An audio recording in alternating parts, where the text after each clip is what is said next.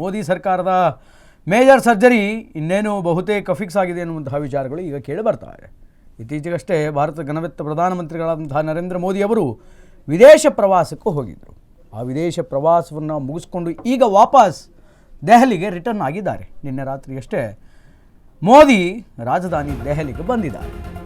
ಈಗ ಮೋದಿ ಸರ್ಕಾರಕ್ಕೆ major surgery ಬಹುತೇಕ ಫಿಕ್ಸ್ ಆಗಿದೆ. ವಿದೇಶ ಪ್ರವಾಸ ಮುಗಿಸಿ ದೆಹಲಿಗೆ ಮೋದಿ ರಿಟರ್ನ್ ಆಗಿದ್ದಾರೆ. ನಿನ್ನೆ ರಾತ್ರಿ ರಾಷ್ಟ್ರ ರಾಜಧಾನಿ ಅಂದರೆ ದೆಹಲಿಗೆ ಮೋದಿ ವಾಪಸ್ ಬಂದಿದ್ದಾರೆ. ಈ ಬೆನ್ನಲ್ಲೇ ಪಕ್ಷದಲ್ಲಿ ಕೇಂದ್ರ ಸರ್ಕಾರದಲ್ಲಿ ಪಲ್ಲಾಟ ಪರ್ವತದ ಸದ್ದು ಕೇಳ್ತಾ ಇದೆ. ಮೋದಿ ಸರ್ಕಾರವನ್ನು ಇಕ್ಕಟ್ಟಿಗೆ ಸಿಲುಕಿಸುತ್ತಾ ಆ ಮೂರು ವಿಚಾರಗಳು. ಒಂದು, ಅಯೋಧ್ಯೆ ರಾಮ ಮಂದಿರದ ಹುಂಡಿ ಕಳ್ಳತನದ ಪ್ರಕರಣ. ಇನ್ನೊಂದು, E20 ಪೆಟ್ರೋಲ್ ವಿವಾದ. ಇದು ದೇಶಾದ್ಯಂತ ಆತಂಕ ಮಾಡಿದಂತಹ ಸುದ್ದಿ. ಮತ್ತೊಂದು, ನೀಟ್ ಕ್ವಶನ್ ಪೇಪರ್ ಲೀಕ್ ಆಗಿದೆ. ಅದಕ್ಕೆ ಸಂಬಂಧಪಟ್ಟಂಥ ಉಪವಾಸ ಸತ್ಯಾಗ್ರಹ.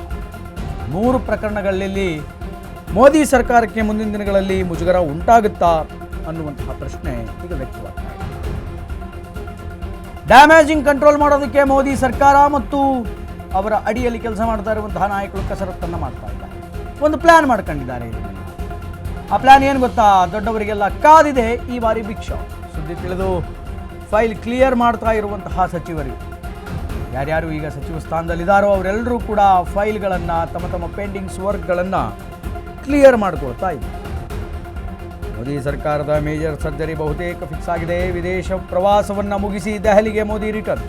ನಿನ್ನೆ ರಾತ್ರಿ ರಾಜಧಾನಿ ದೆಹಲಿಗೆ ಮೋದಿ ವಾಪಸ್ ಬಂದಿದ್ದಾರೆ.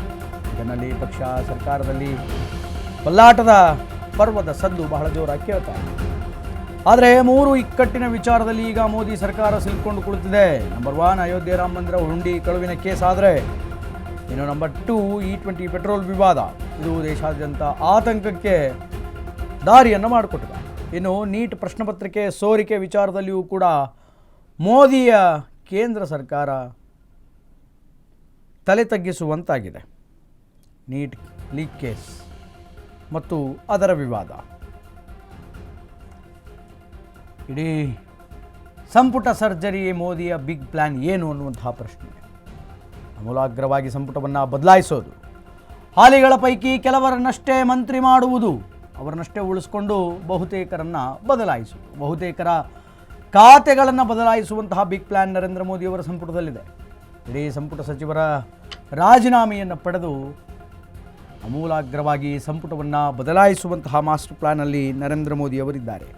ಈಗ ಯಾರ್ಯಾರು ಕೇಂದ್ರದಲ್ಲಿ ಮಂತ್ರಿ ಗಿರಿಯಲ್ಲಿದ್ದಾರೋ, ಮಂತ್ರಿ ಸ್ಥಾನವನ್ನು ಪಡೆದುಕೊಂಡು ಕೆಲಸವನ್ನು ನಿರ್ವಹಿಸ್ತಾ ಇದ್ದಾರೋ ಅವರ ಖಾತೆಗಳನ್ನು ಪರಸ್ಪರವಾಗಿ ಬದಲಾಯಿಸುವಂತಹ ಮಾಸ್ಟರ್ ಪ್ಲ್ಯಾನನ್ನು ಕೂಡ ನರೇಂದ್ರ ಮೋದಿಯವರು ಮಾಡಿದ್ದಾರೆ. ಇನ್ನು ಇಷ್ಟು ವರ್ಷ ಸೇವೆ ಸಲ್ಲಿಸಿದಂತಹ ಕೆಲವರಿಗೆ ಗೇಟ್ ಪಾಸನ್ನು ನೀಡಲಾಗಿ ಹೊಸಬರಿಗೆ ಅವಕಾಶ ಕೊಡುವಂತಹ ಒಂದು ಯೋಜನೆಯಲ್ಲಿ ಈಗಿನ ನರೇಂದ್ರ ಮೋದಿಯವರ ಸರ್ಕಾರ ಅನ್ನುವಂಥದ್ದಿದೆ. ಇದಕ್ಕೆ ಸಂಬಂಧಪಟ್ಟಂತೆ ನರೇಂದ್ರ ಮೋದಿಯವರು ಈಗಾಗಲೇ ಬಹಳ ದೊಡ್ಡ ಪ್ರಮಾಣದ ಚರ್ಚೆಯನ್ನು ತಮ್ಮ ಇತರೆ ನಾಯಕರ ಜೊತೆಗೆ ತಮ್ಮ ಪಕ್ಷದ ಇತರೆ ನಾಯಕರ ಜೊತೆಗೆ ಈಗಾಗಲೇ ನಡೆಸಿದ್ದಾರೆ. ದೆಹಲಿಗೆ ಬಂದಿದ್ದಾರೆ ನರೇಂದ್ರ ಮೋದಿಯವರು. ಆದರೆ ಮೂರು ಪ್ರಮುಖ ವಿಚಾರಗಳು, ನಾನು ಆಗಲೇ ಹೇಳ್ತಾ ಇದ್ದೆ, ಮೂರು ಪ್ರಮುಖ ವಿಚಾರಗಳು ಎಲ್ಲೋ ಒಂದು ಕಡೆ ಲೂಪ್ ಹೋಲ್ ಆಗುತ್ತೆ, ಮೈನಸ್ ಆಗುತ್ತೆ ನರೇಂದ್ರ ಮೋದಿಯವರ ಈ ಸಚಿವ ಸಂಪುಟದ ಬದಲಾವಣೆ ಸಮಯದಲ್ಲಿ. ನಾನು ಆಗಲೇ ಹೇಳಿದ ಹಾಗೆ ನಂಬರ್ 1 ರಾಮ ಮಂದಿರದ ಹುಂಡಿ ಕಳುವಿನ ಕೇಸ್. ಆದರೆ number 2 E20 petroleum case and NEET ಪ್ರಶ್ನೆಪತ್ರೆ ಸೋರಿಕೆ. ಇನ್ನು ಈ ನರೇಂದ್ರ ಮೋದಿ ಸರ್ಕಾರದಲ್ಲಿ ಯಾರ್ಯಾರಿಗೆ ಶಾಕ್ ಅನ್ನುವಂಥದ್ದು ಕಾದಿದೆ. ಯಾರ್ಯಾರಿಗೆ ಶಾಕ್ ಕಾದಿದೆ? ನಿತಿನ್ ಗಡ್ಕರಿ ಸಾರಿಗೆ ಹೆದ್ದಾರಿ ಸಚಿವರು, ಹರ್ದೀಪ್ ಸಿಂಗ್ ಪುರಿ ಇಂಧನ ಸಚಿವರು, ಕೆಲವೊಂದು ಕಡೆ ಮಂತ್ರಿ ಪದವಿಯನ್ನು ಕಳೆದುಕೊಳ್ಳಬಹುದು ಇವರು. ಧರ್ಮೇಂದ್ರ ಪ್ರಧಾನ್ ಶಿಕ್ಷಣ ಸಚಿವರಾಗಿ ಕಾರ್ಯವನ್ನು ನಿರ್ವಹಿಸ್ತಾ ಇದ್ದರು. ಧರ್ಮೇಂದ್ರ ಪ್ರಧಾನ್ ಅವರಿಗೂ ಕೂಡ ಶಾಕ್ ಅನ್ನುವಂಥದ್ದಿದೆ. ಇನ್ನು ಭೂಪೇಂದ್ರ ಯಾದವ್ ಪರಿಸರ ಸಂರಕ್ಷಣಾ ಇಲಾಖೆಯಲ್ಲಿ ಕಾರ್ಯವನ್ನು ನಿರ್ವಹಿಸ್ತಾ ಇದ್ದಾರೆ. ಇನ್ನು ಮನಮೋಹರ್ ಲಾಲ್ ಖಟಾರ್ ವಿದ್ಯುತ್ ಮತ್ತು ವಸತಿ ಸಚಿವರು. ವಿತ್ತ ಸಚಿವೆ ನಿರ್ಮಲಾ ಸೀತಾರಾಮನ್ ರವರಿಗೂ ಕೂಡ ಶಾಕ್ ಕಾದಿರಬಹುದು. ನಿತಿನ್ ಗಡ್ಕರಿ, ನಾನು ಆಗಲೇ ಹೇಳಿದೆ, ನಿತಿನ್ ಗಡ್ಕರಿ, ಹರ್ದೀಪ್ ಸಿಂಗ್ ಪುರಿ, ಧರ್ಮೇಂದ್ರ ಪ್ರಧಾನ್, ಭೂಪೇಂದ್ರ ಯಾದವ್ ಆ್ಯಂಡ್ ಮನೋಹರ್ ಲಾಲ್ ಖಟಾರ್ ಆ್ಯಂಡ್ ಅದರ ಜೊತೆಗೆ ನಿರ್ಮಲಾ ಸೀತಾರಾಮನ್ ಇವರೆಲ್ಲರಿಗೂ ಕೂಡ ಶಾಕ್ ಅನ್ನುವಂಥದ್ದು ಕಾದಿದೆ. ಏನು ಶಾಕ್ ಅಂತಂದರೆ ಎಕ್ಸಾಕ್ಟ್ಲಿ ಇವರೆಲ್ಲರೂ ಮಂತ್ರಿಗಿರಿಯಿಂದ ಕೆಳಗಡೆ ಬರ್ತಾರೆ ಅಂತ ಖಚಿತವಾಗಿ ಹೇಳೋದಕ್ಕಾಗೋದಿಲ್ಲ. ಆದರೆ ಈಗ ಅವರಿಗೆ ಕೊಟ್ಟಿರುವಂತಹ ಖಾತೆಗಳ ಬದಲಾವಣೆ ಆಗಬಹುದು. ಫಾರ್ ಎಕ್ಸಾಂಪಲ್, ವಿತ್ತ ಸಚಿವೆಯಾಗಿ ಕಾರ್ಯವನ್ನು ನಿರ್ವಹಿಸ್ತಾ ಇರುವಂತಹ ನಿರ್ಮಲಾ ಸೀತಾರಾಮನ್ ರವರಿಗೆ ಶಿಕ್ಷಣ ಖಾತೆಯನ್ನು ಕೊಡಬಹುದು, ಅಥವಾ ಹೆದ್ದಾರಿ ಸಾರಿಗೆ ಖಾತೆಯನ್ನು ಕೊಡಬಹುದು, ಅಥವಾ ವಸತಿ ಖಾತೆಯನ್ನು ಕೊಡಬಹುದು. ಇನ್ನು ಶಿಕ್ಷಣ ಸಚಿವರಾಗಿ ಈಗ ಕೆಲಸ ಮಾಡ್ತಾ ಇರುವಂತಹ ಧರ್ಮೇಂದ್ರ ಪ್ರಧಾನ್ ಅವರಿಗೆ ಬೇರೆ ಖಾತೆಯನ್ನು, ಇಂಧನ ಖಾತೆಯನ್ನು ಅಥವಾ ವಿತ್ತ ಖಾತೆಯನ್ನು, ಹೀಗೆ ಚೇಂಜ್ ಆಫ್ ಡಿಪಾರ್ಟ್ಮೆಂಟ್ ಅಂತೀವಲ್ಲ, ಖಾತೆಗಳ ಬದಲಾವಣೆ ಅನ್ನುವಂಥದ್ದು ಕೂಡ ಈ ಬಾರಿ ಸರ್ಜರಿಯಲ್ಲಿ ಆಗುವಂತಹ ಚಾನ್ಸಸ್ಗಳಿದೆ. ಇನ್ನು ಅದನ್ನು ಹೊರತುಪಡಿಸಿ ಬೇರೆ ನಾಯಕರನ್ನು ನರೇಂದ್ರ ಮೋದಿಯವರು ಕೆಳಗಿಳಿಸಿ, ಮಂತ್ರಿ ಸ್ಥಾನದಿಂದ ಕೆಳಗಿಳಿಸಿ ಹೊಸಬರನ್ನು ಕರೆತಂದು ಕೂಡಿಸುವಂತಹ ಯೋಜನೆಯನ್ನು ಕೂಡ ಮಾಡಿಕೊಂಡಿದ್ದಾರೆ.